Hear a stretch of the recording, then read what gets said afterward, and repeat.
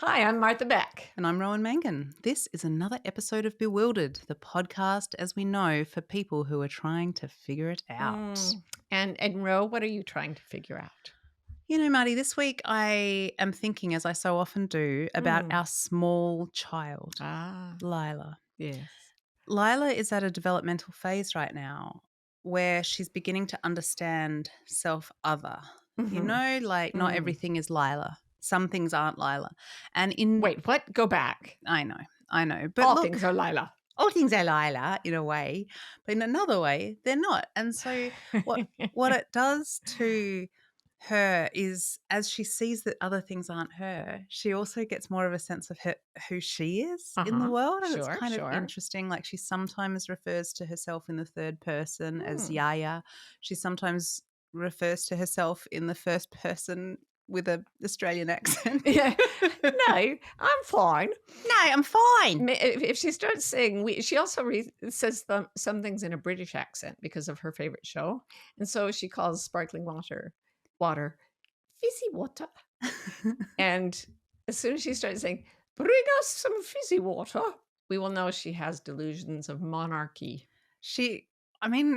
Fizzy water, giving our child, anyway, whatever. You guys, I just think it's ridiculous that she's got a taste for Perrier. Hey, if you got to give your child a treat and your spouse, naming no names, doesn't believe in sugar, I don't believe in sugar either. Sugar doesn't even exist in my world. But you got to give the kids something. And fizzy water is not exactly a health crisis, is what I'm saying. No, it's potentially like a crisis of a social crisis. Like a social crisis, yes. We can go. It's not exactly Marxist, I'll grant you that. Anyway, so a very cute thing happened, and that's my whole theme that I've brought to show and tell today, which is that Karen was walking up the stairs with Lila a few nights ago. And Lila was trying to carry things, and she couldn't really carry and navigate the stairs. And at one point, she burst out in some desperation, I think, "Oh, Cuckoo, I'm so tiny." She was so tiny, Marty. Oh, poor tiny. Aren't we all tiny? Don't we all feel that way? Yeah. I feel that way all the time. Yeah. Who wrote that beautiful little couplet, "Oh, Lord, your ocean is so big and my boat is so small"? Some French monk, I think. It's funny that your mind went to that, whereas my mind went to a bit that I think was from Spike Milligan, maybe, where he says, "As I lay there in the night looking out over the millions of stars and galaxies, it just made me reflect on how insignificant they are." Everything is Lila. So what are you trying to figure out, Marty? Oh, my gosh. I'm sorry. I'm trying not to be like of the past century or anything, but my electronic gadgets are scaring the life out of me. I believe that they have gone fully AI and are now conspiring against me. They are biting the hand that recharges them. Say more. Okay, so I'm in the car, which is plugged into my phone. The car is plugged into your phone? Yes, it is. My phone plugged into the car plugged into the phone. Oh, I see. Potato, hello. All right, I'm with you. So it's plugged into my phone, and my phone has Siri, and then I have a watch that is also linked that says things to me with Siri. Siri being the ultimate Uber servant of all the peoples. So this is what I do when I have an idea for my book when I'm driving in the car. I send myself a text. And so when I think about you, I text myself. Ooh. So this is what happened yesterday. I'm driving along in the car and I think of a really good thing to say in my book, like jibbity jibbit. And I say to myself, so I say to the car, "Hey Siri," and the car says, "Uh-huh." And my watch a second later says, "Uh-huh." And I say, "Send a text to Martha Beck." Why are you showing me your phone right now? Siri was listening to you telling the story. I'm telling you, they're after me.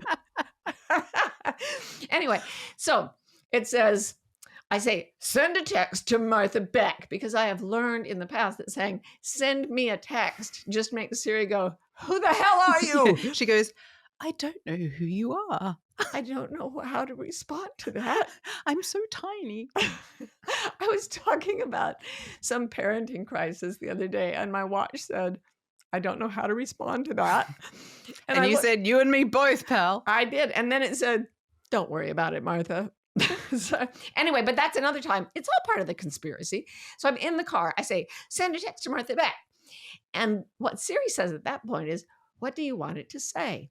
And then whatever I say, like flipperty gibbet, she'll say, okay, your text to Martha Beck says, flibberty gibbet, send it. And I say, yes. And she says, done.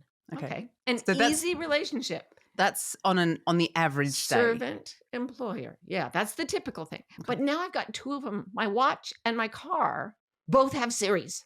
What? So, yes, I say. Wait, but are they not a unitary consciousness? I thought they were, but they're not. Because one said, I say, send a text to Martha Beck. Mm-hmm.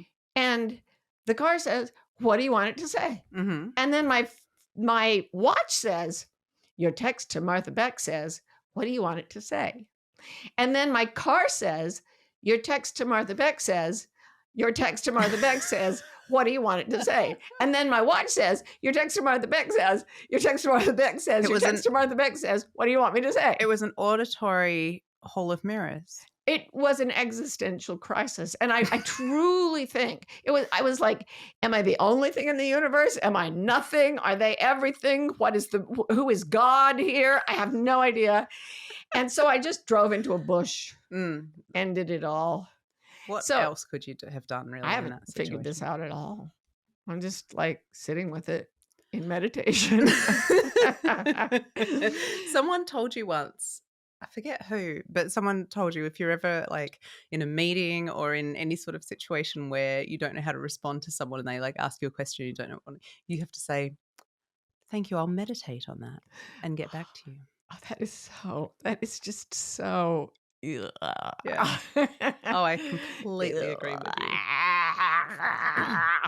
Yeah. I meditate, but not that way. It's like Eckhart Tolle talks about this man that came up to him and Eckhart said, where were you born? And the man said, I was never born. And Eckhart said, of course it's true. But when he said it, it wasn't true. It's nice to know that the enlightened can also find pretentious people unbearably annoying. I think that is part and parcel of enlightenment. But how would I know? I'm just still out there trying to send myself a text. We'll be right back with more Bewildered. I have a favour to ask. You might not know this, but ratings and reviews are like gold in the podcasting universe. They get podcasts in front of more faces, more eyes, more ears, all the bits that you could have a podcast in front of. That's what they do. So it would help us enormously if you would consider going over to your favourite podcasting app, especially if it's Apple, and giving us a few stars, maybe even 5, maybe even 6. If you can find a way to hack the system, I wouldn't complain. And a review would also be wonderful. We read them all and love them. So thank you very much in advance. Let's just go out there and bewilder the world. Mwah. So, honestly, what's today's topic, Ro? Honestly? Oh, well, I will do my best to be honest about today's topic. Mm-hmm. Look, why don't I just tell you? What? Were you going to be dishonest about today's topic? I just didn't know how to lead into it. I didn't have any interstitial, segue material. Segue content. Just say, I've been meditating about this. I've been meditating, Marty, on today's topic since I was born, which I never was.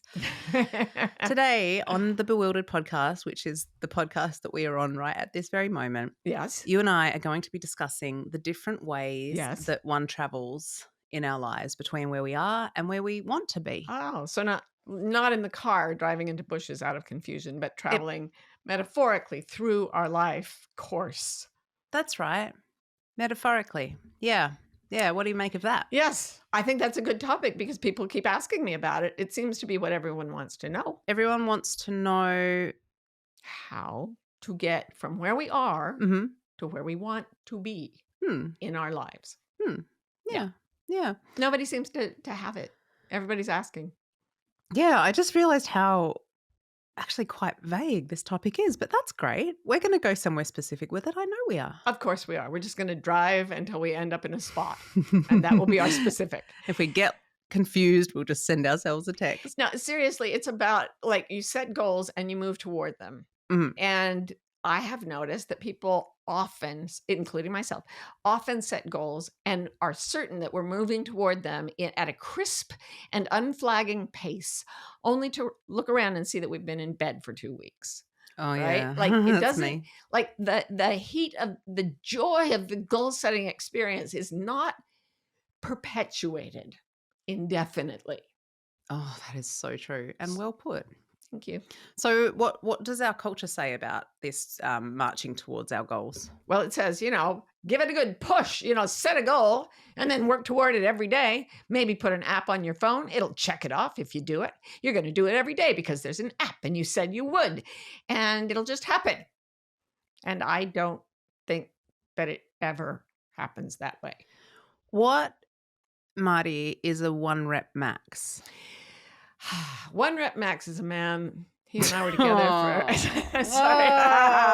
Oh. Before I was gay. No, Yeah. okay. So this is what the culture says about goals, is that every day you should be able to do what in weightlifting terms would be called your 1 rep max, or the most weight you can lift, the maximum weight you can lift just one Once. time. Mm. So it's like if you watch the Olympics and they're lifting like 650 pounds.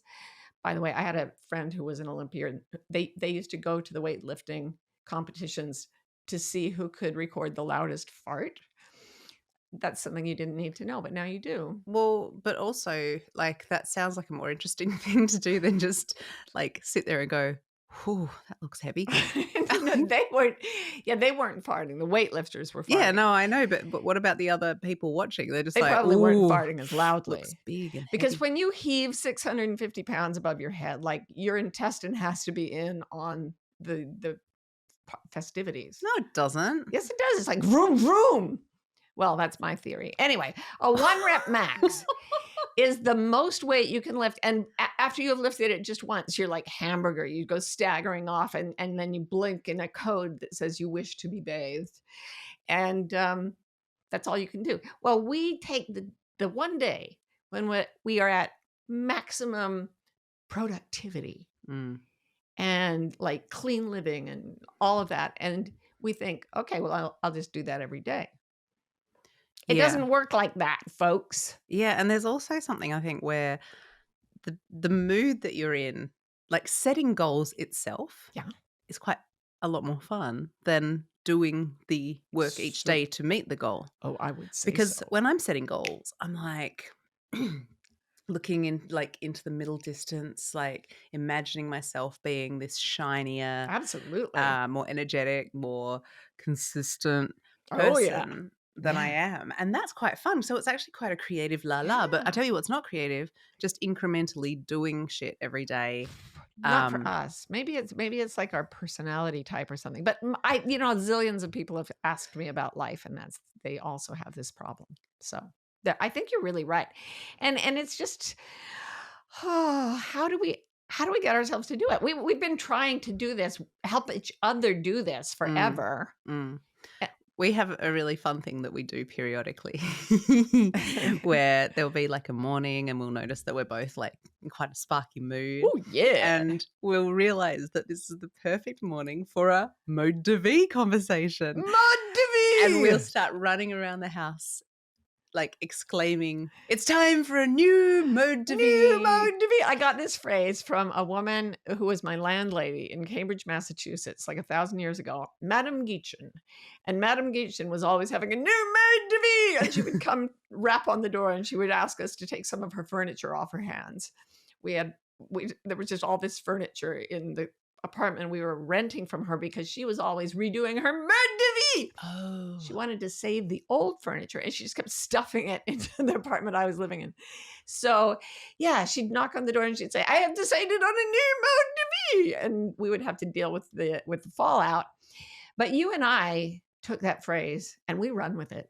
Yeah, like I'd say we probably have a few like moments of new mode de vie a year. Do you think that's fair? Oh, I think we spark it up like once a month. Sometimes, maybe. I don't know. But can I tell you the difficulty of this? Some days we got and we're both in the new mode de vie. That means way of life, by the way, for anybody. Oh, yeah. Yeah. Mode of life. It doesn't mean like Lifestyle. pie mode de vie or whatever. Apple pie mode de vie. That's a la mode. Anyway, we get up. We're both sparking the mode de vie. It's like, yay, Rowie, let's do this and let's do that. And you're like, yes, yes. And we dance around. And Karen's like, what is the matter with you two? And then we say, we have no idea. we have no idea. And then like 2 weeks later, I'll get up and I'm like, mode de vie time. And I remember the day we danced about. Mhm. And I'm like, Rowie, let's do the mode de vie. And you'll come in and you're like, I was up with the baby the entire night. And the big sparkly mode de vie exercise energy smashes heavily into your exhaustion. Yeah, so like let's give the listeners a sense of like what our mode de vie conversations consist of. That would So be good. usually it's like, because we both do different things that are not that quantifiable necessarily, we try to like bring in the numbers, and I'm going to get up at 6:25 in the morning and I'm going to write 975 words because I found an app. We know how the culture loves apps. That calculates like when I want to have my draft of my new book done Mhm. and how many days between then and now, and blah, blah, blah. And so it tells me, okay, you got to write 975 words a day between now and March 21st. And if you miss a single day, I'm going to Boy. recalculating. And so it's that sort of thing, like what time we're going to get up in our new mode de vie, Yeah. how And it's much gonna we're going to achieve and produce. You know the worst time for me to do this? When I have friggin' jet lag, because that's the only time that I just wake up at 5 as bright as a new penny. And I'm like, I'm a morning person. Isn't it weird how compelling that is? Like you do something once that works, and getting up early is a classic one for you. Yes. And it's just like, I guess this is what I'm like now. I know, right? I'm like, who knew? I didn't used to be, but s- as based on the evidence of the last 3 hours, I am now for the rest of my life.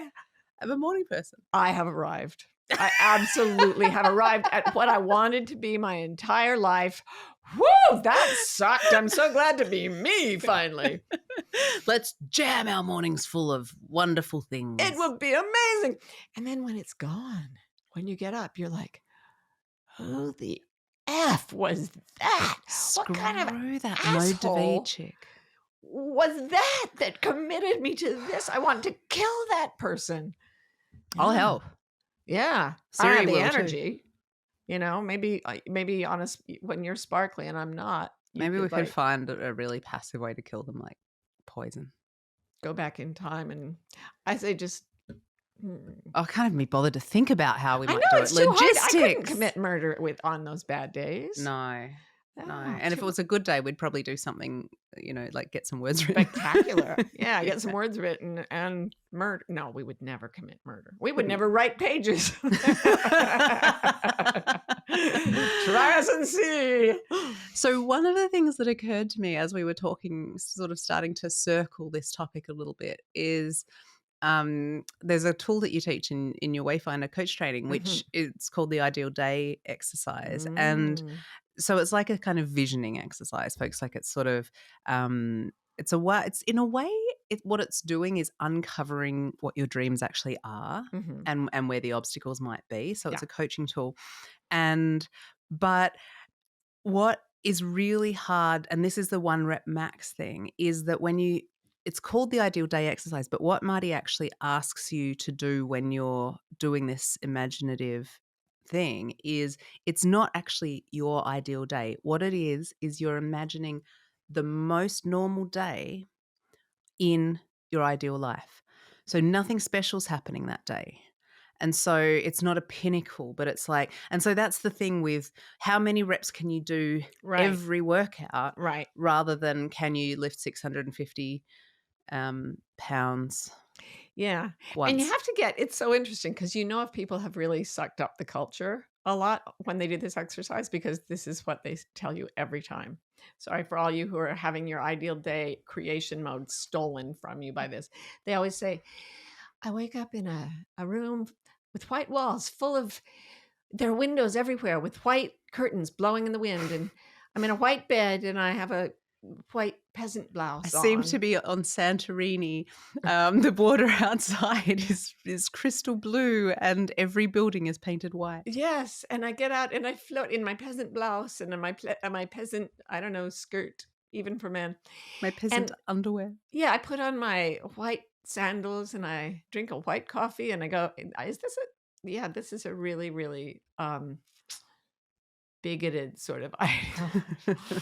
uh, anyway, it's always blank, blank, blank. It's like blank paper. Oh, Like they haven't interesting. been taught how to dig in and find out what they actually want. Yeah, it sounds like a brochure for Yeah. a holiday, Yeah, right? and it's just so blank. And aren't there always, like, sitting by the pool, sitting on the beach, like, there's only Yes. those sort Oh my of god. holiday vacation images? They're always on the damn beach. I'm sorry, on the wonderful beach because honest to God, how many people would just go to the beach every single day of their life, of their ideal life? Some people, yes, but these are people who've never even been to the beach. By day 5, they'd be losing their minds, but the white sand is there and yeah, it's all blank. Yeah, it's interesting, isn't it? It's like, what do we populate our dreams with? Hmm. You know, and it's like, if no wonder we're so obsessed with the numbers, like the I'm gonna get up at 6:15 in the Right. morning and write 975 words, because we're focusing on the wrong bit. We're focusing on the journey and we've got no idea what the destination is. So it's got to be 975 because the future Yeah. is blank flowing curtains. Can I say something though? And I know I'm gonna beat this one to death because it's the book I'm writing. But the left hemisphere is what we're thinking of when we sit down and calculate what we're gonna do and when we use language. And it can't imagine for shit. All it knows how to do is count things and rank them and achieve them. But if you want something original, you have to actually let go of that way of thinking and sort of roam off into the imagination of the right hemisphere, which is not verbal and can't count. Can I ask you about that? Because that's quite interesting. So when I am in one of those mode de vie Mm. modes, One of those modes. a mode. Mode, a la mode, please. What would you like it to say? Oh, stop. Listen Yes, to me, yes. because I'm in serious danger of losing my train of thought. Mm. When I'm in a mode, Mm. you're saying I'm using my left hemisphere. If you're counting like that, yeah. Yeah. So why does it feel creative, which is the right hemisphere? Why does it feel so fun and juicy and Well, creative? the truth is we're using our whole brains almost all the time. It's just a matter Wow. I know. It's a matter of dominance. You really can't see what the different hemispheres specialize in until somebody has brain damage, or now they can kind of see it on MRIs. But the deal is that you and I especially love to imagine things forward more Mm. than a lot of people do. That's really where we live, is in the imagination of fabulous things that we will never get around to. Karen gets around to things. We just daydream. So what's happening is you're fetching ideas from the right side of the brain, and then the left side goes, "Oh, I could count that." And then you're like, "Oh, I count that." But then you slip into the right side and you say, "I'm a machine. I'm a robot. I'm going to do 975 words every day like there is no, just clockwork. That's me." Mm-hmm. And the right hemisphere of the brain is going, "I live in Mars land," or whatever. That just came from I don't know how. Came from the right How the hemisphere. muse speaks to me. that's just what came in. Yeah. I'm so tiny. I'm so tiny, Karen. So I am always doing this thing. Like, I think I've even talked about it on this podcast probably multiple times, and I don't Mhm. remember because that's also a part of my spacey personality. So I set up these really ambitious things. It's the funnest thing in the world to set up, to imagine myself being so productive and so wholesome as well, because it always involves like Wholesome. the right amount of Aw. exercise and the farmer's market Aw. and the stirring of the soup with the barley or whatever I've put in there, and That's what I love about you. I just look at you and go, "Oh man, she's so wholesome." yeah, I'm pretty So yeah, wholesome. So yeah, so nature it's and food and yeah. yeah, I love it, and it's actually I'm more consistent in me having these sessions of dreaming up my future than I am in being able to enact what I've set up even a handful of times. I will more often have a goal setting session than I will actually do one increment of reaching the goal. I did not say that. You said that. I have noticed it. And you know what you've noticed about me? So I will many get up things. and I will write my damn however many thousand words, and I will do it by hook or by crook Mhm. through hell and high water. I will get up and I will do it. I will write 1,000 words. And I say, I wrote 1,000 words even though I'm exhausted and I haven't slept past 5 for a week. And I'll say, listen to what I wrote. Because I'm always doing that to you, following you around the house going, listen to what I wrote, Ro. You Listen to go, what I wrote. maybe I could just read you a few pages. No, listen to what I wrote. What do you want it to say? and so I read the 1,000 pages and Ro just looks at me and she goes, okay. Because it is her way of trying to gently break it to me that I have written complete dog's breakfast, horrible 1,000 Listeners, words. Yeah. you have to know that what Martha Beck, Queen of Integrity, just said is a dirty, filthy lie. You heard it here first. That is a lie. How so, Rowan Mangan? 'Cause you Shut your wet mouth. Sorry. You'd never write crap, honey. Oh, but I do. No, it's Some never. of it's published. People know. I can't deny it. Well, this is subjective, and I never say those things to you, nor do I think them. Oh, yeah, you just say, okay. Yeah, I do say So that. here's the thing. Maybe you could try giving this Mhm. character, I don't know, a storyline. Maybe you could, in that paragraph, make a point. Yeah. I You're think I very say gentle. things like, Mhm. no, it's good. Like that. That's it. Oh, God.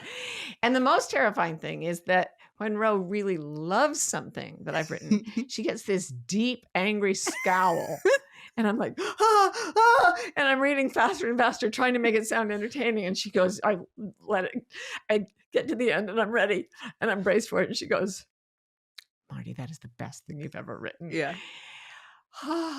It's That's like- how I enjoy things, okay? I don't waste any of my enjoyment energy on, does my face look happy? What's the point of that? I'm busy enjoying. It gives me heart failure. I just want to warn everyone about something related, which is if you go to South Africa, be very, very gentle when you're getting feedback, because a South African will pause for a long moment when they totally agree with you and then say, no, you're right. No, They that's do an that as Australian. well. How would a South African say, no, you're right. I don't know how they talk. No, you've lost it. And I'm not going to try because it's just. No, you're right, mate. I can do Australia because it's right here in the room with me. It is in the room. Okay. Anyway, yeah. So that's what I do. I try to get my mode de vie going, and then I just drag myself along, meeting the various quotas of my new mode de vie until I completely flame out, create terrible work, and generally end up either having surgery or having a month-long convalescence from some illness. The other thing that you do, and this is often more true when you're writing really, really well, is you'll do 3 times as much as you planned to, but nothing else that was intended. Yeah. And so a lot of other things fall by the wayside. Oh, yeah. But books get written, honey. Oh, yeah. Written. But emails do not get written. No, emails don't. No. All of y'all waiting for my email response. I'm so sorry. I have ADD and I am hyper focused. But all of those are waiting for the next book. You've got good news for you. You've got great news in like a year and a half. Okay. Books are slow, Rowie. Okay. Oh, so Marty, how do we figure all this out? I am going to tell you exactly how to figure this out in a minute. All right. How do we figure it out? Okay. So the first thing is, I'm going to get didactic again. Oh, boy. Every single one of us has what's called a negativity bias. I'm sure I I talked don't. about it. Like, I do not. You're always saying things like that. Now, because the brain evolved to keep us safe. I've said this a million times, but I'll say it again. If you're in a room with a bunch of puppies and one cobra, you're going to pay attention to the cobra and not the puppies. The cobra will be biting the puppies. It's a horrible scenario. My brain is taking me there because of my negativity bias. It naturally says, but what could happen? What could go wrong?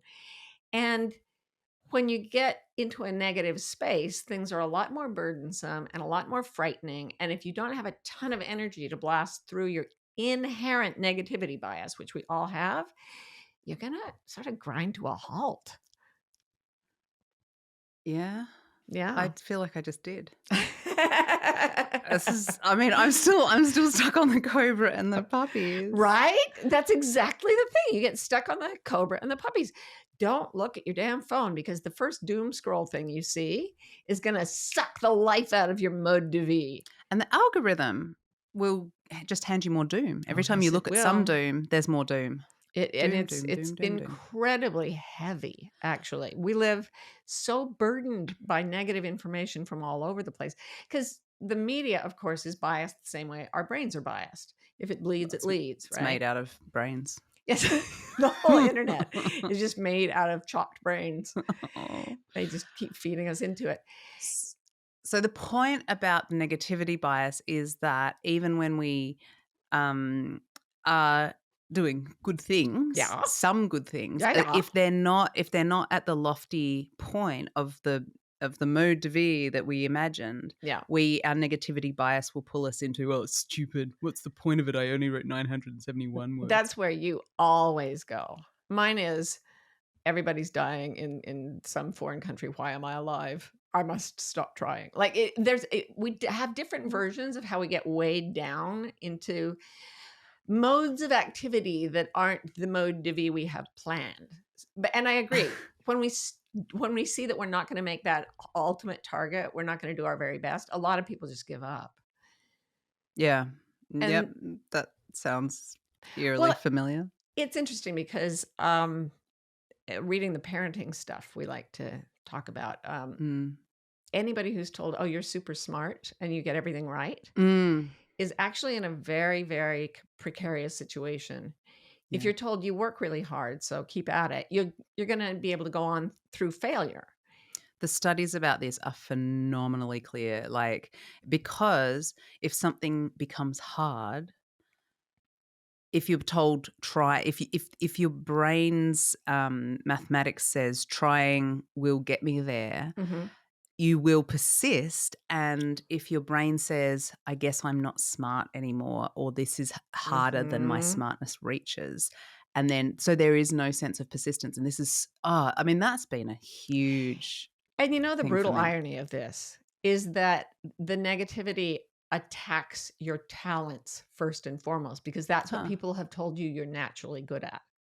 So I never wanted to be a writer. I never thought I was good at it. My sister was the writer. She's way more talented than I am. I was just a grind when it came to writing. Like, I wanted to be an artist, right? A visual artist. And then my hands wouldn't work for a couple of decades and whatnot. And I was just like, I guess I'll try writing books. I can dictate into a computer. So, and now Siri wants to kill you. Those two things are not unconnected.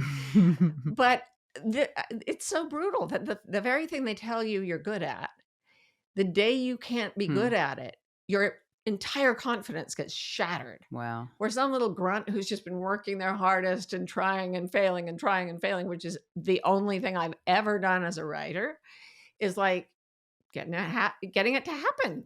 Oh, that's fascinating. Yeah. So the more you think you're bad at something, the better you'll do. Pretty much. And if people have told you you're good at something, get up. All right. So how do we use this information? We've got a goal. I've still got the goal of drafting my novel or whatever.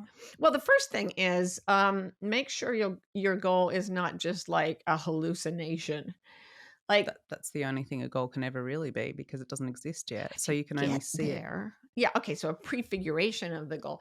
But you've gotta feel a real charge for it. If it's something that you've been Mm. culturally pressured to do, Oh, good like point. they used to tell me I should have a radio show at Harpo Studios, and I even got auditioned, and my throat closed completely when I did my auditions, to the point where they're like, "You cannot do radio."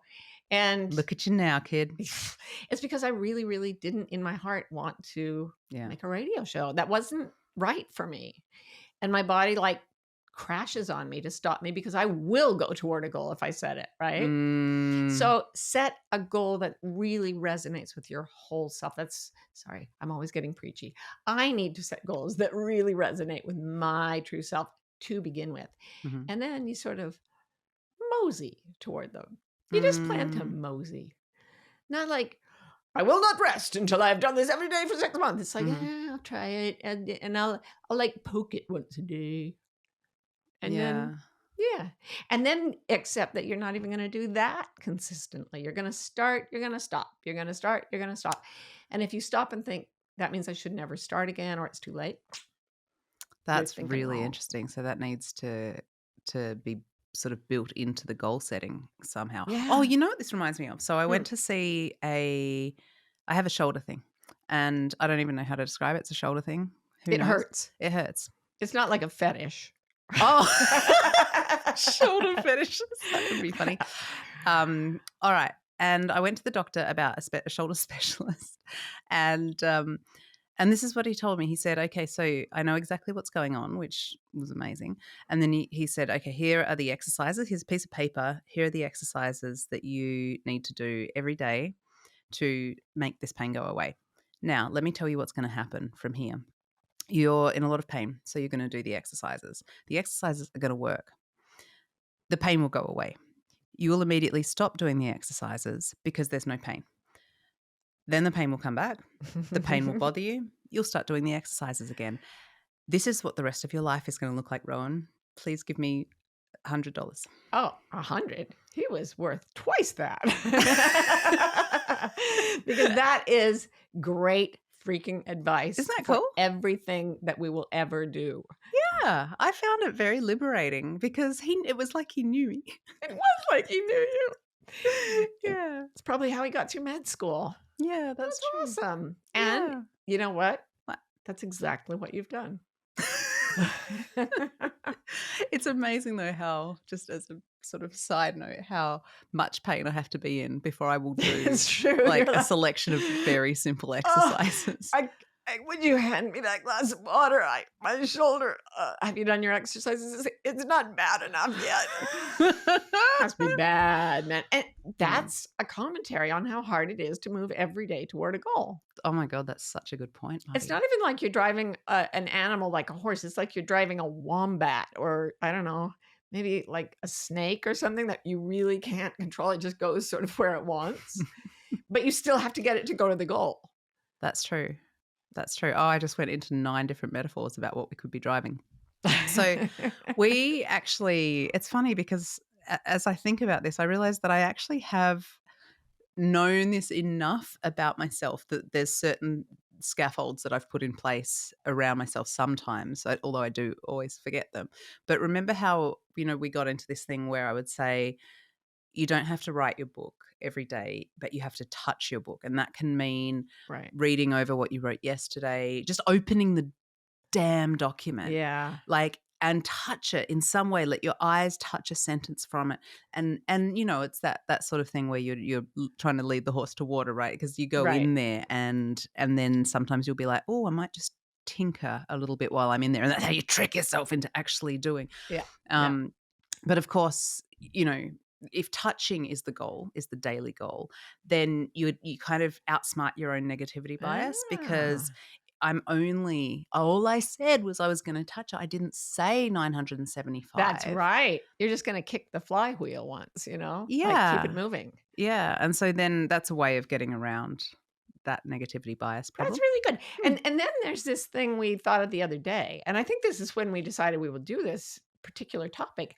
We decided that we could nourish our new mode de vie on a daily Oh. basis. This is true. And I Mm. feel, just as you say that, I feel suddenly inspired and I creative. know. And I want to do it like to the max. Yes. I am going to nourish this mode to be so hard I'm every gonna do single day. 1 rep max. I'm going to be so nourished. My mode to be is going to be chock full of nourishment. How do we nourish our mode to be, Marty? Well, I think I think it's about always being free to go to the fun place and dream about it. So Mm. you're not just saying, okay, 975 words, asshole. You're saying, imagine how it will be when I've got the brilliant ending that I haven't thought of yet. And imagine how we'll have champagne when I've finished this. So you feed the joyful fantasies. So you're nourishing the fantasy of the goal, not just the steps. You're not just nourishing the steps, you're nourishing the goal. Yeah. You bring in more puppies, man. You bring in more puppies. And then the snake They comes can't up. all Yeah. get The in. snake comes up and you're like, get out of here. Because we can tell each other, no, not with the negativity, not with the like glue yourself to the grindstone. This is our chance to just fantasize about how fabulous life is going to be when we've done the things. Hmm. And it's fun. And that does give you fuel. Especially when you're talking to another person. I could never do this on my own. No, It occurs to me. So I'm thinking, if the folks out there are listening, you probably need a mode de vie nourishment buddy of some kind. But actually, I would beg to differ because I've done this in my morning pages so Oh. consistently.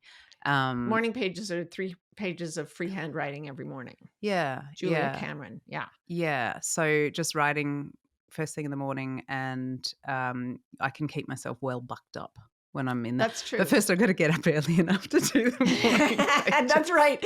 Doing your daily pages is part of your mode de vie that you then drop by the that I wayside. sometimes drop. But it's cool to think about it as getting back on the horse is something that we have to continuously do. You don't just get off, fall off once, get back on, and then you're there. You will fall off, get back on, fall off. And speaking of horses, I remember when I used to do horse work with people as coaching, and like there was this one guy who was always pushing the horse to learn something, and then as soon as the horse learned it, he would push it to learn the next thing, and he never stopped to give the horse positive reinforcement. Give it a rest, let it breathe, rub its neck, tell it was a good horse, whatever. And I realized, it's not just about the goal in front of us. It's about remembering and celebrating what you've done so far, even if it's little steps. Oh my God, yeah. I did open the document yesterday. I did change one sentence. That's good. Good for me. And if I didn't, I'm going to be kind about that, because you're never going to get any animal, a horse or your own body or anything, to do what you want if you just punish it and drive it. Yeah, that's a really good point, Artie. Celebrate every single step forward, even if it's tiny. Give yourself congratulations and love. Yeah, we're going to feed those goals every day like a little animal. Yeah. I love it. So it kind of boils down to set your intentions, visualize your goals, but then be prepared to change them, hold them really lightly, and really nourish yourself along the way, because that's the only kind of mode de vie you really want. Right? Oh, I love that, Marty. I feel like this is going to be my new mode de vie. Oh, I'm so tiny. You're so tiny. We're all so tiny. So stay wild. We hope you're enjoying Bewildered.